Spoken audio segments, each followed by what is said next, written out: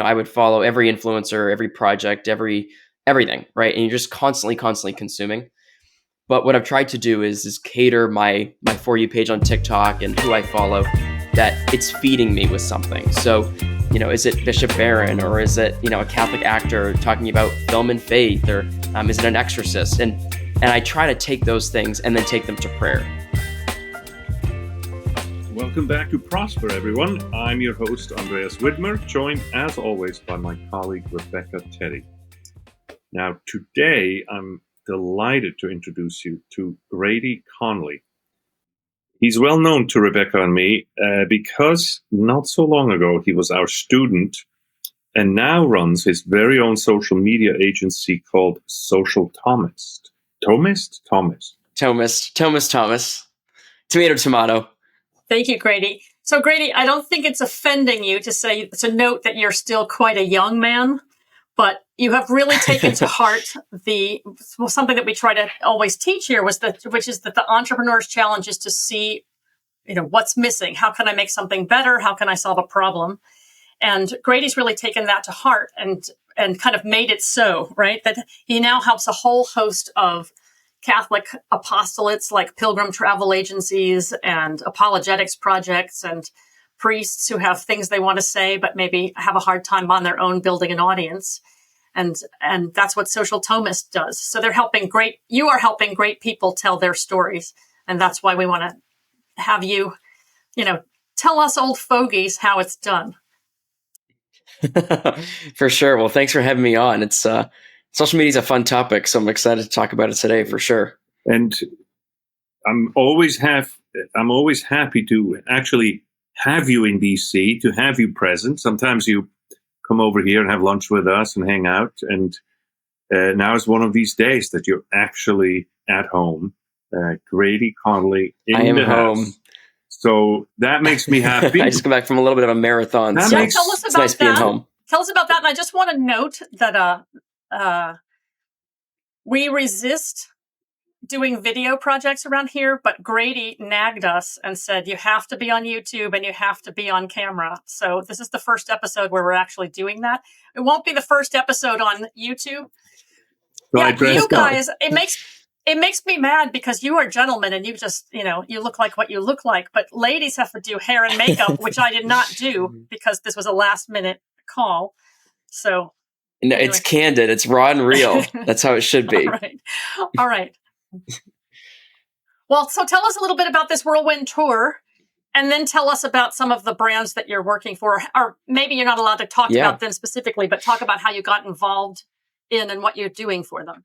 Yeah, of course. So Social Thomist, our specialty is really helping, like you said, a lot of folks who have a message to share, but really don't have the bandwidth or the time or the resources to really kind of figure it out on their own. And so we started about 2 years ago. We hit our 2-year anniversary in June. And we've managed projects, everything from, like you said, priests, Catholic speakers, folks in the pro-life space, apostolates, really kind of the whole breadth of the Catholic world. And it's been so inspiring for me. So, I did social media in the secular world for a year after graduation from CWA. That, yeah. And then, which was fun. Yeah. And I loved it. And I did, brands and music artists and things like that. And it was great. It was a lot of fruits, but I really just felt this kind of yearning to apply it to the faith and just help people on their spiritual journey.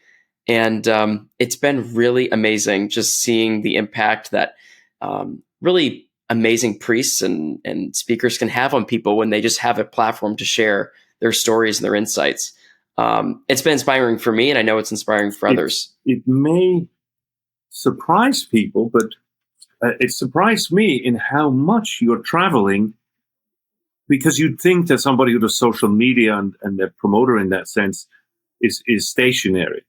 And, once in a while, but You are like hitting the road seriously. And let me say, not just like up to New York or something. Tell me why that is. Why are you on the road so much? And then maybe some interesting places you've been. Well, it's so interesting because, people always think of social media as like someone in their basement in front of a computer, just posting and, designing things.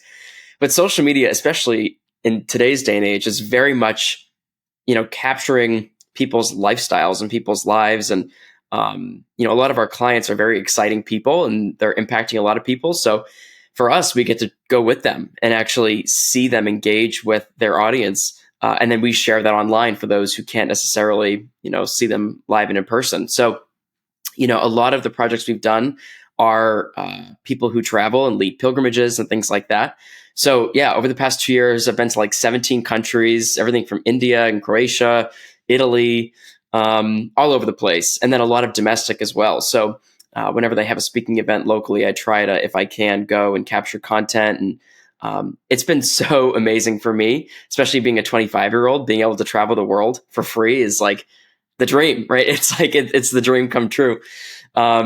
And all these places we go, it's always to like beautiful Catholic sites. So it's not only going to, cool locations or going to Italy, but we're going to the Vatican and we're going to see saints. And so kind of experiencing the universal church in a very real way. And then, taking that and being with them and then sharing it online. And you see all these people that have never been to these places, but they get to kind of, in a way, come along for that journey. And it's really good for their spiritual life as well.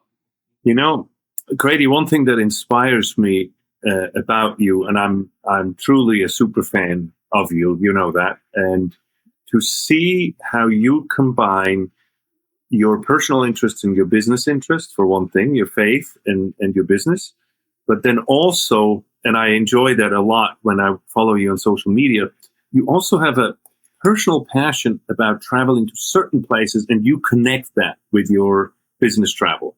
Can you tell us what it is and how people can find out? Yeah. So when I first started the company, I wasn't really capturing anything for myself. I was just kind of in the background. I was behind the camera. And then I realized I'm also encountering these experiences, and why don't I share them and kind of give people a taste for my perspective on things? And like you said, for me, I love beauty. I love sacred architecture, sacred music, all these different things. So I've kind of started to figure out how I can build my brand as someone who does this for a living, but then incorporate it also with the faith work, which I love. And what I really enjoy too is a lot of my followers obviously are Catholic, but at the same time, a lot of them are not. So a lot of them are just social media professionals. They're people from the entertainment world that I know. And for them, they still really enjoy my content because I'm just very passionate about it. And I'm just kind of sharing my adventures. And I think as Catholics too, I think people have this idea that we're very kind of recluse. We're very within the church wall. Yeah, very kind of dry. But the church is like the most exciting institution on the planet, right? So being able to share that with people has been really a joy for me. One of the projects I've done with domestically is this basilica project. I love basilicas, and every time I travel anywhere, I've kind of worked in that I'm going to visit all 93 basilicas in the country. So it's become kind of a bucket list item of mine, but now it's become a content thing for me where people are saying, oh, come to my basilica, or next time you're here, we'll host you and come to my. So yeah, I'm kind of finding my niche too, and it's been really rewarding and fun. So which ones are off your list still? And because we can maybe do a shout out and get you to the hard to find or a hard to visit. Yeah. For sure. So it's so interesting because some of them are obviously in, like DC or New York or these really kind of metropolitan areas, but then others are in the middle of nowhere. So it's like a very intentional trip. So by the end of this year, I'll have gone to about half of them. So California, I'm complete. New York, I'm done. The DMV, I'm done. Most of New England, I'm finished. So a lot of those areas, the Midwest is the one that I'm really kind of targeting next. So, Minneapolis, there's some in Iowa, Kansas.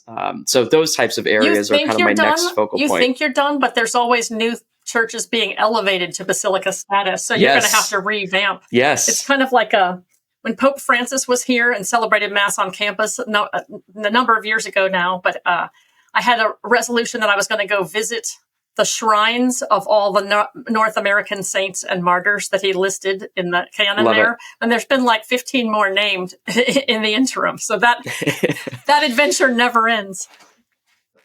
The church is always on the move. The most recent one, they just named one. They elevated it to Basilica in Philadelphia. It's the Basilica of the Miraculous Medal.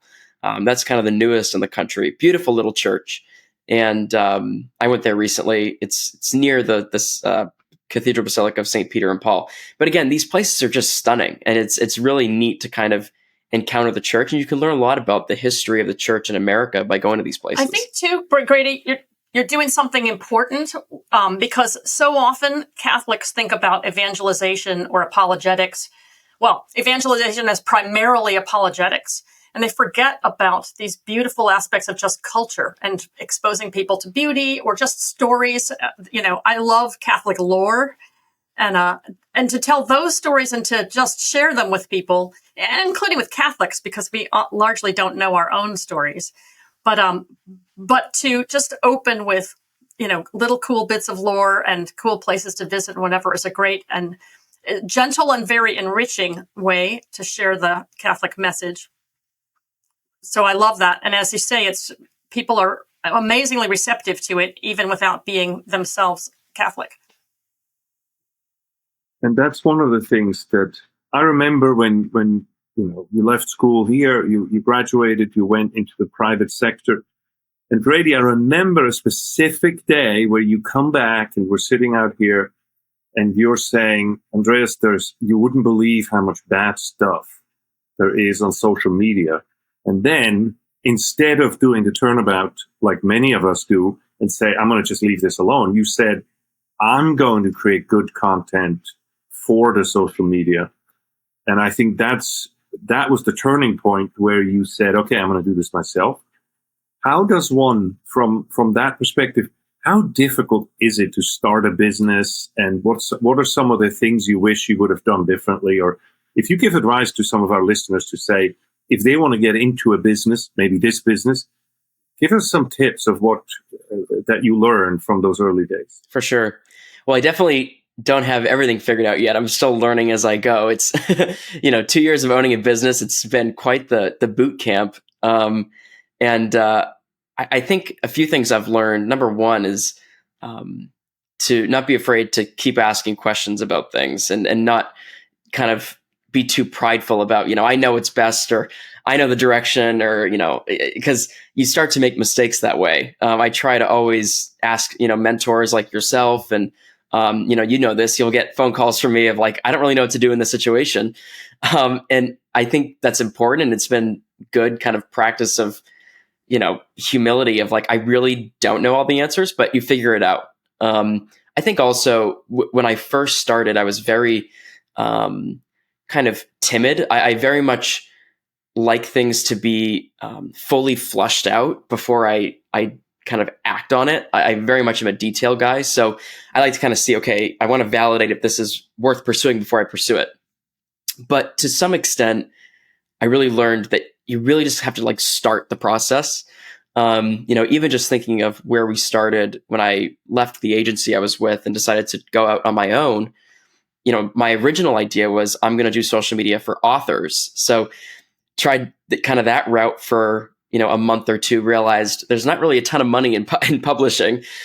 So I realized, okay, the market doesn't really fit how I wanted it to. So then I pivoted to, going back to more music artists, which I liked, but I wasn't feeling kind of spiritually fulfilled by that. So then I was like, okay, well, let's just use this, but then for Catholics, So a lot of this was kind of figuring it out and adjusting as I went along. But where we're at now is nowhere near what we thought it was going to be when we started it. So it's kind of a practice in patience, but also discernment. Like I tell people this all the time, that I truly, truly believe that you do your best work in business when your prayer life is the strongest. I think in college, like probably my sophomore, junior year was kind of my lull spiritually. And I felt very creatively frustrated. And then I would say senior year and then post graduation is when I really kind of tried to take my faith to the next level. And then that's what led me to the Catholic world. And then helping all these Catholic figures I consume Catholic content all day, and it's made my faith I just love the church and everything it's all about. So I do think that there's a really close tie between your spiritual life and then what you do. So taking time for discernment and prayer has been really big for me. And it can be hard, obviously you all know too, that when you get busy and you get so caught up in everything, it's like, well, God knows I love him. I got things to do. But really learning to stop and go to adoration or go to confession and whatnot has been really important and good for me, in this process. I have two questions for you. Maybe we'll do one. They're heavy questions. So maybe one before the break and one after. Okay, I'm ready. So the one has to do, this is a touchy question, but so I love your enthusiasm. You have this great zeal, as you say, you're just being bombarded with all this beautiful things in the church. And so you're super enthusiastic.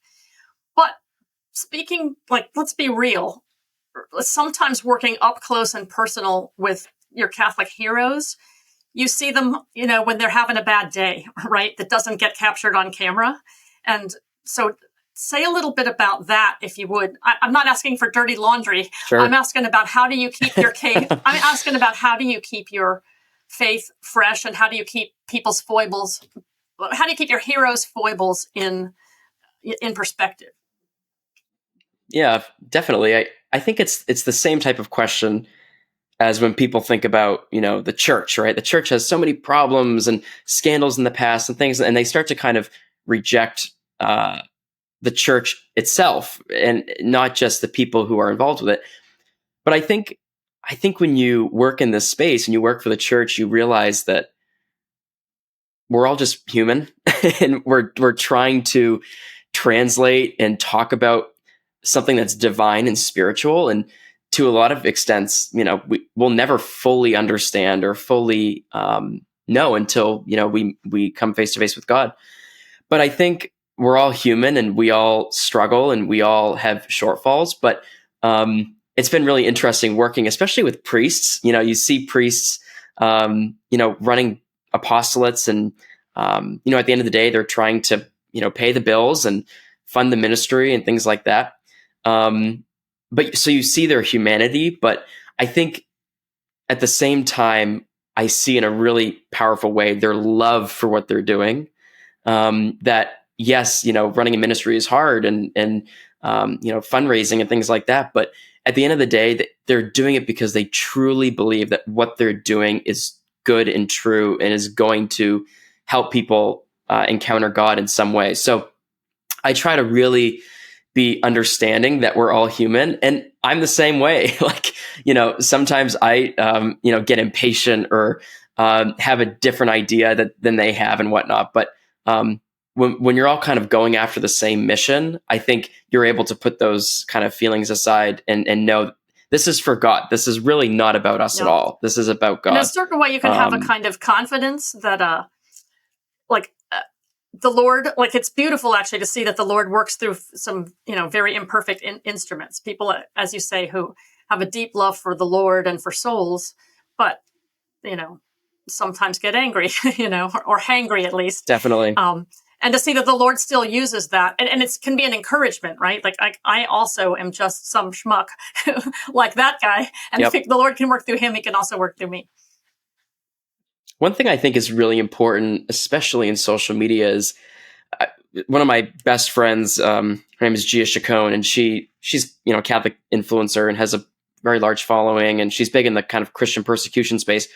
And we talk a lot about this, that one of the things that we kind of try to preach as much as we can is that it's really important for Catholics on social media that they do not get so caught up in kind of the clickbait, the views, the following. It's so easy to get so caught up in the metrics that you start to lose the mission.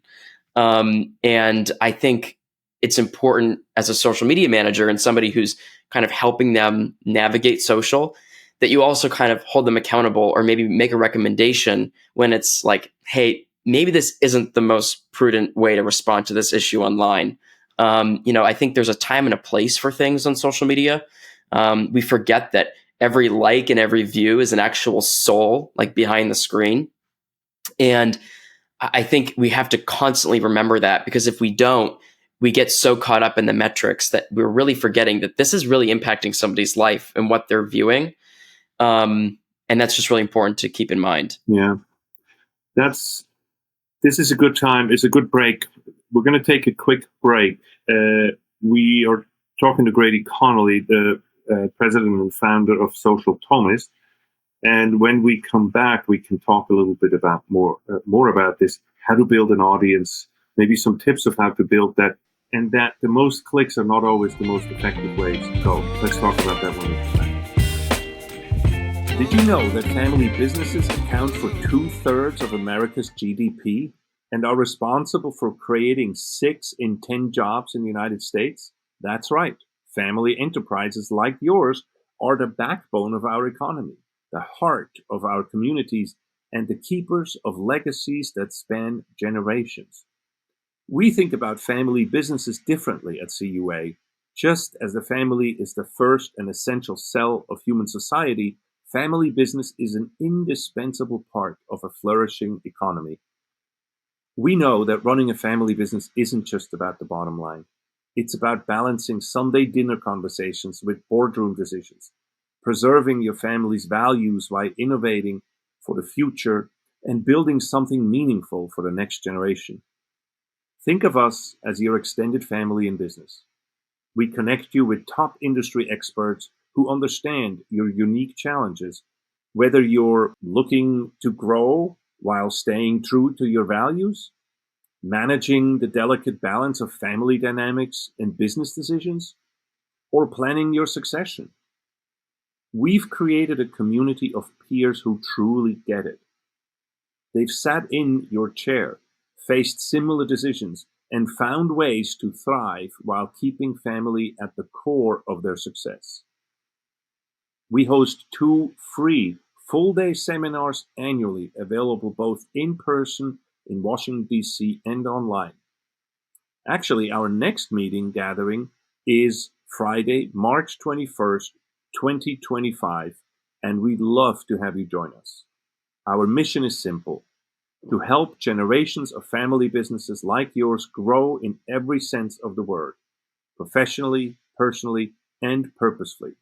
Because when family businesses thrive, communities prosper. Find out more in the show notes to the podcast or at familybusinessconsortium.org. Welcome back, everybody. If you're just joining us, we've been talking with Grady Connolly, president of Social Thomist, about his work helping some of our most effective evangelists tell their stories. Yeah, and Grady, we've talked about how you jumped into this work because you saw, and maybe you didn't quite say this, but I will say it on your behalf, that you saw lots of good Catholic projects that don't tell their stories well, in addition to your just personal desire to put beautiful content out there to kind of counteract some of the ugly that we're aware of is on the internet. So, a couple things. So, I told you I had another heavy question for you. So, my other heavy question is, how, like you already talked about the necessity of prayer for your own creativity and the need to sometimes be off social media and to be present with yourself and with the Lord in order to do your best work. What are your own disciplines with respect to social media? So you're working in social media. This is your place, but I assume that you're not also just constantly consumed by it. And so I wonder if you have tips about that. Yeah. Well, I will say it's very, very difficult, especially when, your whole life is on a device. Like, I mean, my phone is constantly in my hand, and it's like, how do I kind of learn to put it down? One of the things that has been big for me is especially running social media for priests. I have a real love for the clergy, and something that I've learned from them and kind of doing social media, especially those who have really large followings, is that their prayer life is so central to everything that they do. And all the priests we work with do prioritize prayer. So it's good for me because when I travel with them or I go to an event with them, I see that, and it's very kind of contagious. that you see that the Lord is the focal point here. So I've had to really be disciplined with myself. It's very hard. I'm still trying to learn how to be very prudent with social media. But I think for me, what's been really fruitful is who I follow and what I consume is incredibly intentional. And it used to not be. I would follow every influencer, every project, everything, right? And you're just constantly consuming. But what I've tried to do is cater my For You page on TikTok and who I follow, that it's feeding me with something. So, is it Bishop Barron, or is it, a Catholic actor talking about film and faith, or is it an exorcist? And I try to take those things and then take them to prayer. So, work throughout the day, do what you need to do, post that content, but then go to adoration and actually reflect on what you just consumed. The rosary is also big for me. Do you find that the algorithm is actually responsive to that what you watch, you get more of? Totally. And therefore, you can sort of purify your feed? I am a firm believer in that. It's definitely a debate, because some people say, why am I seeing this? And it's like, well, you're doing something. There's some behavior that's causing this to trigger. Because ultimately, social media platforms, their whole goal is to keep you online, right? So if you're telling it what you want, it's in their best interest to provide that to you. So if you're consuming all Catholic content, your feed is going to be super religious. I always tell people, especially, election season, in our time where it's just, there's so much kind of hysteria, that I'm incredibly careful about what I consume in that world too, because that's how you fall into kind of this hopelessness, in this doomsday mentality. Like, I'm a very joyful person. I try to consume, and I'm not ignorant or kind of oblivious to all the chaos of the world, but all the people that I consume content from, it's like, we've already won. The church has won. Christ has won. He's redeemed us. And to me, I just have hope and joy. And if we just learn to consume better, I think it really can impact people's lives in a big way, and kind of bring them out of that hopelessness, and really kind of show them joy and encouragement. I wonder if you have some tips, like 3 things off the top of your head that are like that Catholics, I won't even just say Catholics, but that people who are trying to be wholesome on the internet frequently get wrong. Like 3 things that you would just be like quick fixes. Yeah, I think the first and foremost one that I tell people all the time is, it goes back to this idea that a follower and a profile is an actual person behind the screen. And not every situation is an appropriate opportunity or an appropriate scenario to say something. So, for example, if you see something online that's controversial, or really kind of has that emotional strike to somebody, right? It's kind of poking somebody's emotions. It's very easy to go into the comment section, or kind of become a part of the noise and just become a part of the argument. But I think if we really step back and say, okay, this person who's posted this piece of content, or this person who's confused about it or doesn't agree with it in the comments, this is probably something that's very personal to them, or that they have encountered, or it's somebody in their life who's been through this, and we have to be very careful in how we respond. It's not always about being right, that we need to prove people wrong on social media. That maybe they haven't had a one-on-one encounter with somebody that they've ever really had a chance to talk about, their life experience and how that translates. So I just think, first and foremost, being prudent about how we engage with others. I think the other is, goes back to training your algorithm of what you want to consume. If you are only consuming doomsday content, it's only a matter of time before you are just hopeless and miserable, and have no faith that, you start to spiral. Ask us how we know, right?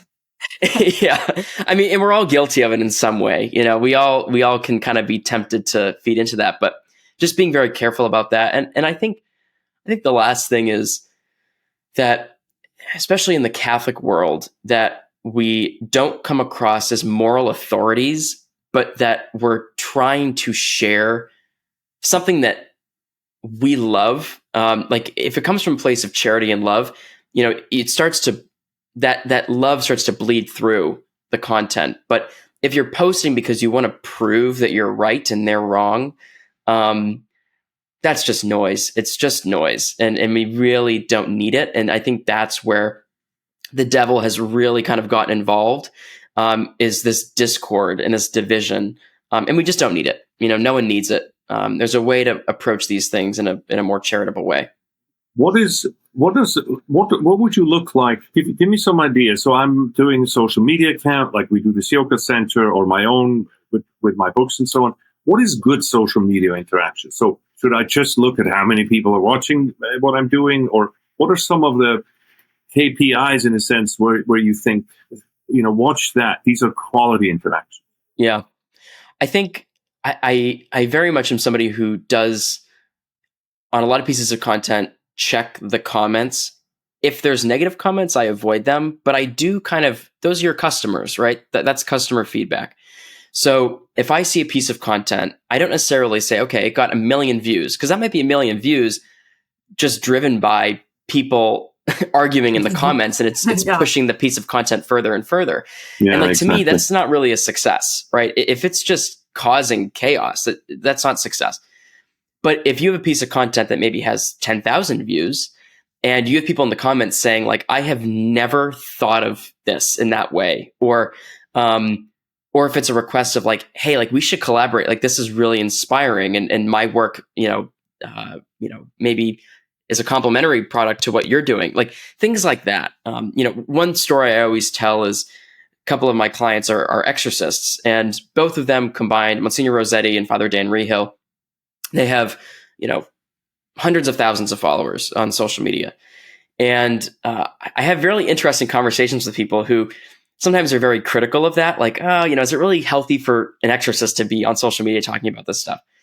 But the fruits that I have seen from this content is so off the charts, and it's approached charitably. And it's people who have never really been exposed to these types of topics, or are involved with things, that are leading them away from God, and they just didn't know, and they're in the comments saying like, this has changed my life. Or, we get DMs all the time from people from around the world, countries all over the world, just saying that this medium, like us seeing your weekly posts, is really the only spiritual direction we get, and it's changed our lives. We've thrown out the Ouija boards, we've gone back to the church. Like, that's fruit. That's one of the important things I often tell people about social media that to always be a user is to use it, not just consume it. And then when you use it, you have to know what your KPI is. So for somebody like that who does ministry, you want to have ministry level interactions with people. Somebody wants to sell something. It doesn't matter if you have a viral video, if nobody buys anything, that's useless. You're spending your energy on the wrong thing. Although I have to say, it gives you a big kick when something goes a little bit viral. And I just have to tell the listeners this, that Grady once made a video of mine go viral, and the story is, and this is like for an old guy like me, this is as good as it gets. Exciting. It was a little thrill. So he calls me over Christmas. So I have to say, Pope Benedict died like New Year's Day or New Year's Eve. Yeah, I think it was the 31st of December or something. And within hours, Grady is on my case, and he's calling me and he's saying, "Listen, you got to do something here." And I said, like, I don't like, in my own approach to social media, I'm not a sensationalist. I'm a more what I would call a flatliner. You can count on me, and I give the same kind of drumbeat out there in what I do. And so whenever there's a big fire, I'm not contributing. But Grady did a great job to say, listen, Andreas, you have to, this is a great man, and you can, I remember how you said you can humanize, no? Yeah. Remember that? Totally. I love the term humanize, especially in media. It's important. Yeah. Can you tell the rest of the story, Grady? Because I did this on the balcony of my mother-in-law's house.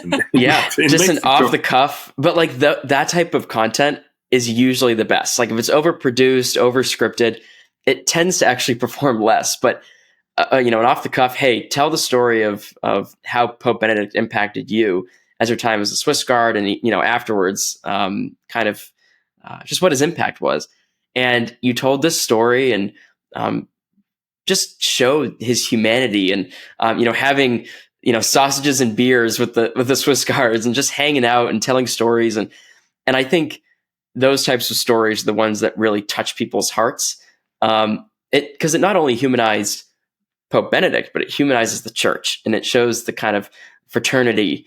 And it was, yeah, Grady, you're talented because you guide somebody like me who was not willing. Yeah, I remember our conversation. I'm not a sensationalist. I won't go where the crowd is.